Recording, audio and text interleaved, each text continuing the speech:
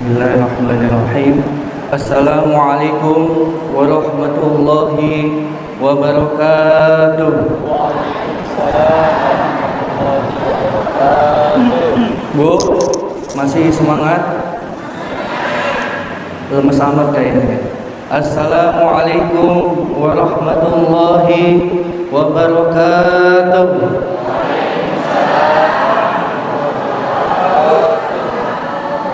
Innal hamdalillah nahmaduhu wa nasta'inuhu wa nastaghfiruh wa na'udzu billahi min shururi anfusina wa min sayyiati a'malina may yahdihillahu fala mudilla lahu wa may yudlil fala hadiya lahu.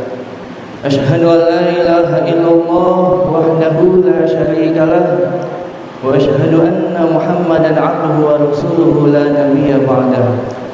Allahumma sholli wa sallim ala sayyidina Muhammad sholatan wa salaman daimaini mutalazimaini ila liqa'i yaumil qiyamah. Amma ba'd. Yang kami muliakan dan yang kami hormati Ketua Mushola Sirajul Muslimin beserta jajarannya, dan yang kami muliakan dan kami hormati guru kami Al-Mukarram Al-Mukhtaram Al-Ustaz Syekh Haji Abdul Muttalib, mata'amulu bituli hayati, semoga Allah panjangkan umurnya, amin, diberikan kesehatan walafiat dan serta dimudahkan segala urusannya, amin ya rabbal alamin. Dan tak lupa kami hormati juga para hadirin, para asatidz, para asatidzah, para tokoh masyarakat yang mohon maaf kami tidak bisa menyebutkan namanya satu persatu, namun insyaallah tidak mengurangi rasa hormat dan takzim kepada hadirin. Hadirin yang berbahagia, alhamdulillah kita bersyukur, kita panjatkan kehadiran Allah Subhanahu wa taala. Alhamdulillah kita bisa melangkahkan kaki kita dan mengayunkan tangan kita sehingga kita bisa hadir di majlis yang mulia ini. Kita bisa hadir di tempat yang berkah ini, dan kebetulan kita hadir di tempat bulan yang mulia ini. InsyaAllah menjadi berkah bagi kita semua. Amin Allahumma. Salawat serta salam kita panjatkan kepada baginda Nabi kita Nabi Muhammad SAW. Semoga kita akan mendapatkan syafaat di hari kiamat nanti. Amin ya rabbal alamin.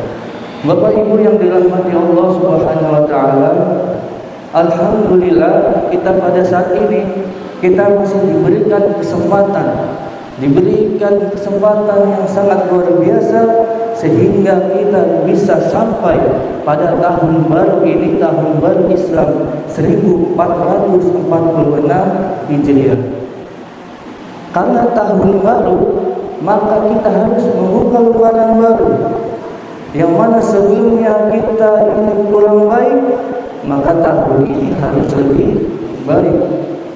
Yang mana tahun sebelumnya kita masih malas-malasan sholat, maka tahun ini harus lebih semangat sholatnya. Jika tahun sebelumnya kita masih banyak malas-malasan ibadahnya, kita tahun ini harus lebih giat ibadahnya. Kalau kita sholat lima waktu sudah kita tinggalkan, maka kita tambah sholatnya, kita tambah sholat sunnah. Ada sholat sunnah, sholat malam, sholat witir, dan ini apa namanya sholat rawatib, ini yang paling terpenting. Apa sholat rawatib? Yaitu sholat yang ditentukan, yaitu diantara itu sholat qabliyah dan ada sholat ba'diyah. Maka ini harus tahu ini semuanya. Sholat rawatib itu terbagi menjadi dua. Ada sholat rawatib muakkad dan ada rawatib ghair muakkad. Dan rawatib muakkad ini di sini artinya adalah yaitu sholat di mana Nabi Muhammad SAW tidak pernah tinggalkan walaupun bepergian ataupun sakit. Ini sholat rawatib muakkad. Jadi ada dua, ada sholat rawatib muakkad dan ghair muakkad. Ghair muakkad itu sebaliknya dari rawatib muakkad. Apa saja rawatib muakkad? Jumlahnya ada 10. Ini harus kita tahu. Yang pertama kita hitung bareng-bareng, yaitu 2 rakaat yaitu sebelum subuh. 2 rakaat sebelum subuh, hadisnya sudah masyhur, yaitu salatul fajr khairun min dunya wa ma fiha. Sholat 2 rakaat, sholat 2 rakaat fajar itu lebih baik dari dunia dan seisinya. Ini sholat rawatib yang pertama, yaitu 2 rakaat sebelum subuh. Kemudian ada 2 rakaat sebelum sholat zuhur. Jadi jumlahnya sudah berapa? Ada 4. Kemudian ada 2 rakaat setelah zuhur. Jumlahnya ada berapa? 6. Kemudian ada sholat setelah maghrib, yaitu 2 rakaat. Jadi jumlahnya ada berapa? 8. Ditambah terakhir yaitu sholat setelah isya 2 rakaat. Jadi totalnya semuanya ada berapa? 10. Ini sholat rawatib muakkad. Nabi tidak pernah tinggalkan walaupun dalam keadaan sakit ataupun bepergian. Dan kemudian sebaliknya ada sholat rawatib ghair muakkad, yaitu sebaliknya. Jumlahnya ada berapa? Ada 12. Mari kita hitung, yaitu 2 pertama 2 rakaat sebelum zuhur. Tadi 2 rakaat sebelum zuhur. Jadi kalau ditotalin ada 4 rakaat sebelum zuhur. Kemudian 2 rakaat setelah zuhur. Jadi jumlahnya ada berapa setelah zuhur? 4 rakaat. Kalau kita laksanain semua, jadi totalnya ada berapa? Ada 8 rakaat. Kalau kita laksanain semuanya itu. Kemudian 4 rakaat setelah asar. Kemudian ada 2 rakaat sebelum maghrib, dan terakhir yaitu sholat 2 rakaat sebelum isya. Jadi totalnya ada 2. Tergantung kita yang paling terpenting adalah sholat yang muakkad itu. Kalau bisa jangan ditinggalkan. Jadi sholat rawatib muakkad ada 10, rawatib ghair muakkad ada 12. Hadirin Bapak Ibu yang dirahmati Allah Subhanahu wa taala, dan kita pada saat ini kita masih diberikan kesempatan. Kita tepat pada bulan yang dimuliakan oleh Allah Subhanahu wa taala. Allah berfirman di dalam Al-Qur'an, "Inna iddatash shuhuri indallahi 12 syahran fi kitabillah, yauma khalaqas samawati wal arda minha arba'atun hurum."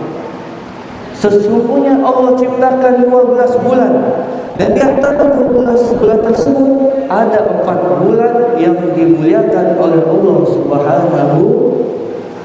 Ada 4 bulan dari 12 tersebut, ada 4 bulan yang dimuliakan. Apa saja? Yang 3 salasa mutawaliyat, yang 3 berurutan. Apa saja? Dzulqa'dah, Dzulhijjah, dan yang sekarang Muharram. Dan yang terakhir, yang keempat, yaitu bulan Rajab. Jadi totalnya ada 4 bulan yang dimuliakan oleh Allah Subhanahu wa taala. Dan kita alhamdulillah kita sampai pada bulan yang mulia ini, yaitu bulan Muharram. Dan sangat banyak sekali yaitu keutamaan di bulan Muharram. Hampir banyak setiap nabi itu berhubungan dengan bulan Muharram. Kita lihat Nabi Adam alaihissalam. Nabi Adam hidupnya di surga, hidupnya sudah enak. Kata Allah, kamu makan sesuka kalian, minum sesuka kamu. Tetap kamu kesepian dikasih Siti Hawa, tapi syaratnya cuma satu, jangan deketin pohon itu. Dan sini perbedaan pendapat apa pohon itu tersebut. Sebagian ulama mengatakan bahwa itu pohon khuldi, buah khuldi. Karena godaan iblis ini yang luar biasa, saking bencinya sama Adam, Nabi Adam ini, apapun caranya, ini semua apapun dilakukan oleh iblis. Jadi digoda Nabi Adam dan Siti Hawa, sehingga Nabi Adam ini mendekati pohon khuldi itu, sehingga sampai dimakan. Dan setelah dimakan, Allah murka dan Allah turunkan Nabi Adam dan Siti Hawa ke muka bumi ini. Dan ulama meriwayatkan Nabi Adam diturunkan di India, Siti Hawa diturunkan di Jeddah. Dan disitulah penyesalan Nabi Adam yang sangat luar biasa. Taubatnya berpuluh-puluh tahun Nabi Adam. Padahal salahnya cuma satu, tapi diturunkan dari surga. Sedangkan kita salahnya banyak, tapi kita surga. Betul-betul. Nah, ini Nabi Adam ditaubatnya diterima oleh Allah Subhanahu wa taala selama bertahun-tahun, itu tepat pada tanggal 10 Muharram. Kemudian Nabi Nuh alaihissalam usianya 905 tahun, dakwahnya 900 tahun, tapi pengikutnya, jamaahnya tidak lebih dari 80 orang. Bayangkan coba, Kiai mana punya pesantren berpuluh-puluh tahun, kalau pesantrennya cuma satu bisa bertahan. Tapi Nabi Nuh bertahun-tahun berdakwah, jumlahnya 80 orang. Pemimpin partai mana coba yang bertahan kalau yang pilih cuma satu? Ini Nabi Nuh yang begitu kesabarannya luar biasa. Makanya karena Nabi Nuh akhirnya berdoa sama Allah, ya Allah, berikanlah pelajaran kepada mereka orang kafir ini. Lalu ada apa kata Allah? Ya udah, buatkanlah bahtera, buatkanlah kapal. Bagaimana membuatnya Allah? Ya udah, cari kayu. Dari mana kayunya? Nanam dulu. Bayangin, suruh bikin perahu pakai kayu, dan kayunya suruh tanam dulu. Dan di sini ada hikmah di balik ini semua, yaitu adalah sebuah proses. Tidak ada kesuksesan tanpa proses. Dan setelah jadi setelah jadi perahunya, dan sudah mengajaklah Nabi Nuh kepada para jamaah untuk masuk, termasuk hewan-hewan. Dan saking sayangnya Nabi Nuh kepada anaknya, yaitu mencari anak ini, siapa namanya? Kan'an. Dicarilah mana Kan'an ini, dan ketemu, dan diajaklah Kan'an untuk masuk ke perahunya, tapi tidak mau. Bayangin, ini begitupun apa, bagaimanapun anaknya tetap sayang sama anaknya ini. Makanya jangan lupa heran juga, banyak zaman sekarang apa bapaknya ini mati-matian, kerja mati-matian, ibadahnya rajin, sholatnya nggak pernah ditinggalin, ibunya rajin hadir majlis taklim, tapi anaknya pulang aja. Bukan di sini, di Jerman. Kalau di sini insya Allah sama. Jadi begitu sayangan Nabi Nuh kepada anaknya, tapi anaknya ini nolak tetap. Akhirnya berangkatlah sudah Nabi Nuh dengan bahteranya, dengan para jamaahnya dan hewan-hewan, dan Allah selamatkan tepat pada tanggal 10 Muharram. Nabi Ibrahim alaihissalam hidup di zaman raja yang zalim, raja yang durjana, yaitu Raja Namrud. Jadi suatu ketika Nabi Ibrahim yang menghancurkan berhala-berhala di situ. Dan sudah dihancurkan, maka kaum ini orang, siapa ini yang menghancurkan ini? Lapor kepada Raja Namrud. Wahai raja, ini berhala-berhala itu dihancurin. Ya udah, itu siapa pelakunya? Pelakunya mungkin ada, kemudian ada lapor bahwa pelakunya adalah Nabi Ibrahim. Ya udah, suruh Raja Namrud tangkap itu Ibrahim. Tapi kita nggak ada buktinya, itu kata pengikutnya. Tangkap aja dulu, walaupun nggak ada buktinya. Itu kata Raja Namrud. Akhirnya ditangkap itu Nabi Ibrahim dan dibakar api. Lalu kata Allah, apa kata Allah? Kunna ya naru kunni bardan wa salaman ala Ibrahim. Wahai api, dinginkanlah dan selamatkanlah Nabi Ibrahim. Karena Nabi Ibrahim tunduk kepada Allah, api pun tunduk juga kepada Allah, jadilah dingin itu api. Dan itu diselamatkan tepat pada tanggal 10 Muharram. Dan masih banyak kisah-kisah lagi, yaitu Nabi Yunus diselamatkan dari lahapan ikan nur, itu tepat tanggal 10 Muharram. Nabi Musa alaihissalam diselamatkan oleh Allah dari kejaran Fir'aun, itu tepat pada tanggal 10 Muharram. Oleh karena itu masih banyak sekali amalan-amalan yang dianjurkan pada bulan Muharram. Salah satunya adalah istighfar. Perbanyak istighfar di bulan Muharram ini.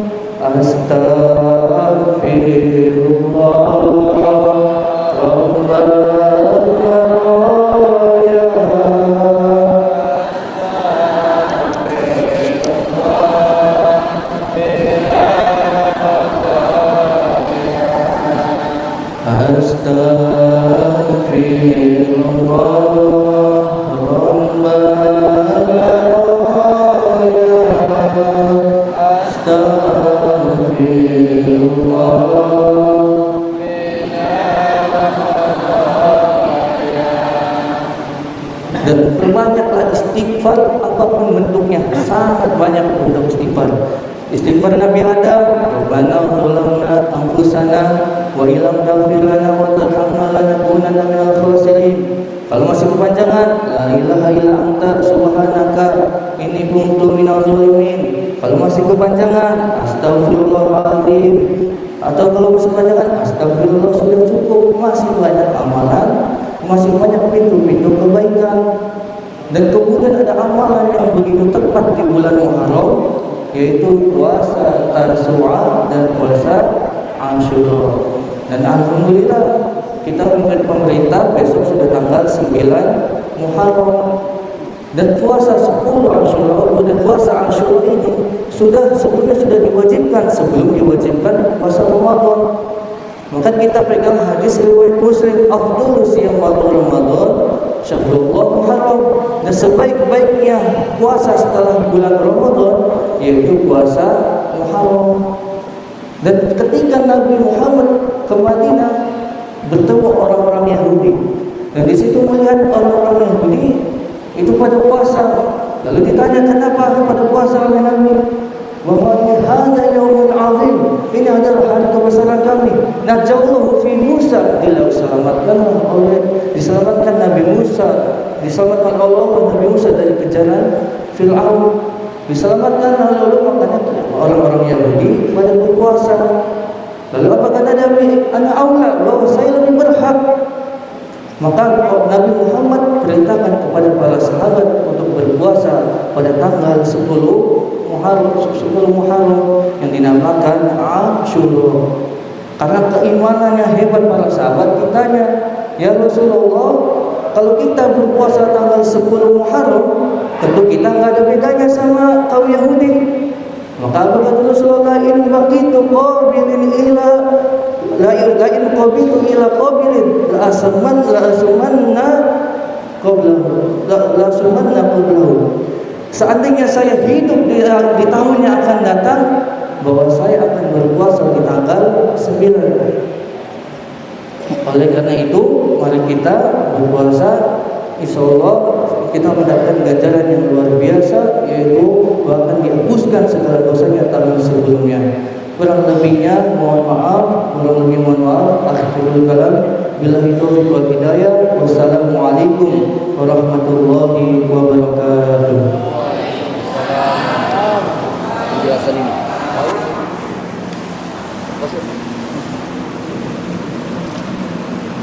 Assalamualaikum warahmatullahi wabarakatuh. Alhamdulillah, salatu wassalamu ala Rasulillah Muhammad. Syukur jazilan kepada Rasulullah. Ibu-ibu yang sudah membaca lebaran, silakan dibaca, dilihat akan saya sebagaimana yang disampaikan oleh Ustaz tadi. Maka yang guru khairan bin Arsi bahwa ingin menjadi manusia yang beruntung, maka tingkatkan semua amal ibadah kita di tahun baru ini. Mudah-mudahan di tahun baru ini ibadah kita bertambah, ketakwaan kita bertambah, ketaatan ibu-ibu bertambah, bertambah kaya, bertambah mesra, bertambah cantik, bapak-bapak bertambah istri. Ibu-ibunya balik. Kenapa?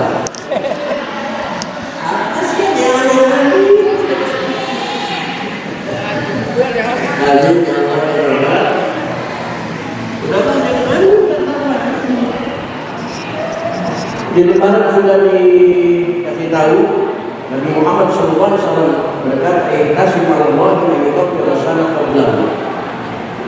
Beramalah, berpuasalah karena Allah, agar Allah berkenan menghapus dosa kita setahun yang lalu. Mudah-mudahan yang berpuasa diampuni semua dosanya oleh Allah Subhanahu wa taala. Amin ya Allah ya Rabbal alamin. Bahkan Nabi Muhammad mengatakan, "Innallaha azza wa jalla iftaradu ala bani Israila shauma yaumin bis sanah wa huwa yaumu Asyura wa huwa yaumul 'ashir minal Muharram fasumuhu wasi'u ala iyalikum fi fa innahu man wasa'a ala iyalihi wa ahlihi min malihi wasa'a bihi Allahu alaihi sa'ilan sanata." Sebagaimana disampaikan Ustaz dari tadi, sebelum Allah memerintahkan puasa Ramadan kepada kita, puasa tanggal 10 Muharram terlebih dahulu dilaksanakan. Bahkan Nabi Muhammad mengatakan, la in baqaitu ila qabilin la asumana tasi'a, aku bersumpah andai aku hidup sampai tahun depan, niscaya aku akan berpuasa pada tanggal 9 bulan Muharram. Namun kita kayaknya sudah agak terlambat karena sampai tanggal 9 Muharram hari tadi. Mestinya saya ngisinya malam Selasa yang lalu. Ini baru sekarang. Dan besok sudah tanggal 10, tanggal 9-nya kelewat. Siapa yang salah? Haji Kurni.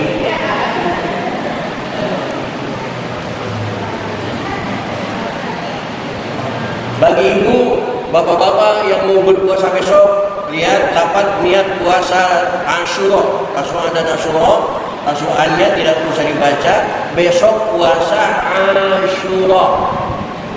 Nawaitu Ramadan min yaumi Asyura sunnatan lillahi ta'ala, yang artinya niat saya berpuasa besok hari dari hari Asyura, sunnah karena Allah Ta'ala. Puasa Asyura. Amal ibadah Asyura, berkeramas, puasa sunnah, bersedekah, silaturahim, motong kuku, salat qada, ziarah kepada alim, besuk orang sakit, memakai sifat, menyenangkan keluarga, usap kepala anak yatim, dan membaca surat Al-Ikhlas sebanyak-banyaknya. Tahu surat Al-Ikhlas? Tahu apa surat Al-Ikhlas? Nah, alhamdulillah sekarang sudah tahu. Dulu ibu nyebutnya bukan surat Al-Ikhlas, surat Qul. Iya ya. Dulu Qul ya, Tabat, Hidayah, nyebutnya begitu. Sekarang alhamdulillah sudah update, sudah lebih pintar. Peristiwa yang terjadi pada hari Asyura banyak peristiwa yang sebagian disampaikan oleh Ustaz hari tadi. Di antaranya yang tercatat di dalam kertas ini, Nabi Adam memperoleh ampunan dari Allah Subhanahu wa taala sehingga ia menjadi nabi yang sufi, nabi yang bersih, diampunkan oleh Allah dosanya. Yang kedua, Nabi Idris diangkat oleh Allah ke tempat yang tinggi serta mulia dalam surga. Satu-satunya manusia masuk surga sebelum kiamat hanya Nabi Idris. Itu pun pura-pura ketinggalan karpilnya, sendal karpilnya di surga. Kemudian Nabi Nuh mendaratkan perahunya setelah lama berada di atas banjir bandang. Maka orang-orang tua dulu hari Asyura itu bikin bubur syuro. Itu mengambil sejarah Nabi Nuh, karena hari itu Nabi Nuh sudah kehabisan bahan makan, maka sisanya digabungkan menjadi satu di bubur, yang sekarang menjadi bubur syuro. Bubur syuro itu macam-macam, beras, ketan putih, ketan hitam, ada kacang-kacangan dan lain sebagainya campur, itu namanya bubur syuro. Nabi Ibrahim diselamatkan oleh Allah dari panasnya api yang membakarnya. Musa menerima kitab suci dari Allah yang disebut kitab At-Taurat. Yusuf keluar dari penjara gara-gara terkena fitnah oleh keluarga raja. Nabi Yakub kembali bisa melihat setelah lama buta karena memikirkan Yusuf. Nabi Ayub sembuh dari sakitnya yang membuat beliau menderita belasan tahun, konon sampai 18 tahun sakitnya. Maka kalau ada saudara-saudara kita yang sakit, keluarga kita sakit, mudah-mudahan dengan berpuasa di hari besok disembuhkan semuanya oleh Allah Subhanahu wa taala. Nabi Yunus dikeluarkan oleh Allah Subhanahu wa taala dari perut seekor ikan yang disebut ikan Hud. Nabi Musa membelah laut, membuat jalan untuk umatnya Bani Israel. Daud memperoleh ampunan dari Allah atas dosa yang pernah dilakukannya. Sulaiman mendapat kerajaan, kemuliaan dan kekayaan itu pada hari Asyura. Mudah-mudahan kita yang berpuasa di hari Asyura mendapat kekayaan seperti kayanya Nabi Sulaiman alaihissalam, atau minimal seperti kayanya Kang Leman. Sulaiman kan? Bahkan Nabi Muhammad SAW memperampunan dari Allah atas segala dosa. Alam dunia ini pertama kali diciptakan oleh Allah itu adalah pada hari Asyura. Terciptanya dunia itu pada hari Asyura. Hujan yang pertama kalinya diturunkan oleh Allah Subhanahu wa taala ke atas bumi itu juga terjadi peristiwanya pada hari Asyura. Rahmat pertama kalinya diturunkan Allah Subhanahu wa taala untuk makhluknya itu juga pada hari Asyura. Dan masih banyak lagi peristiwa-peristiwa lainnya yang tidak dapat diceritakan di kertas yang kecil ini. Kalau mau kertasnya 10 meter baru masuk semua. Oleh karena itu menyebut hari Asyura, menjelang hari Asyura dan menghibur hari Asyura, memuliakan hari Asyura. Mudah-mudahan kita mendapat ampunan dari Allah Subhanahu wa taala. Mudah-mudahan kita mendapat kekayaan, mendapat keberkahan selamat dunia dan akhirat. Amin. Ya barakatuh min Qur'anil Fatihah. Bismillahirrahmanirrahim. Alhamdulillahirabbil alamin. Arrahmanir rahim. Maliki yaumiddin. Iyyaka na'budu wa iyyaka nasta'in. Ihdinas siratal mustaqim. Shiratal ladzina an'amta 'alaihim